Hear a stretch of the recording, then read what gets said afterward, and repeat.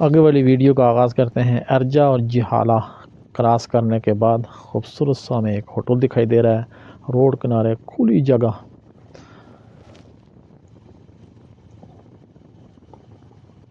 یہ بھی ایک چھوٹا سا پل ہے، یہاں سے گزر کے ہم اپنے سفر کو جاری رکھیں گے۔ ہمارا اگلا سٹاپ جو ہوگا غازی آباد، سردار عبدالقیوم خان کا مزار پہ ہم پہنچیں گے۔ چڑھائی پہ انتہائی خطرناک قسم کا دھواں، چھوٹی کار چڑھائی میں مشکلات اس کے لیے بڑھ رہی ہیں۔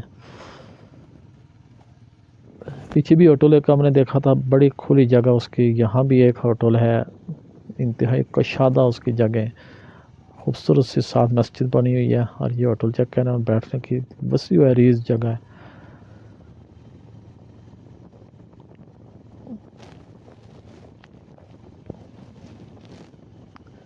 یہ غازی آباد کے بالکل نزدیک آتی ہے یہ جگہ، چھوٹا سا بازار بھی نظر آ رہا ہے، چند دکانیں، ایک یہ بھی روڈ کنارے ہوٹل بنا ہوا ہے، لیکن سردی میں ظاہر ہے اس جگہ بیٹھنا کافی مشکل ہو جاتا ہے۔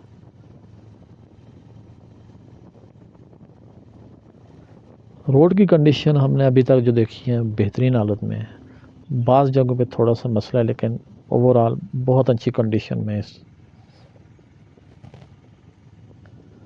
یہ آپ نظارے چیک کریں، روڈ کنڈیشن چیک کریں، انتہائی کشادہ روڈ بھی ہے اور بالکل صاف ستھری بھی ہے۔ یہاں سے ہم جائیں گے اوپر کی طرف، یہاں سے کراس ہے، کراس سے سیدھا مڑیں گے اور جائیں گے سردار عبدالقیوم خان کے مزار کی طرف۔ وہ دیکھتے ہیں کہ کتنے فاصلے پر، تھوڑا سا فاصلہ ہے، تو آئیے چلتے ہیں۔ یہ ہم مڑ گئے ہیں جی مزار کے راستے پہ، پکی روڈ ہے، تھوڑا سا آگے ہے، 1 یا 2 منٹ، 1 ہی منٹ تقریباً لگے گا۔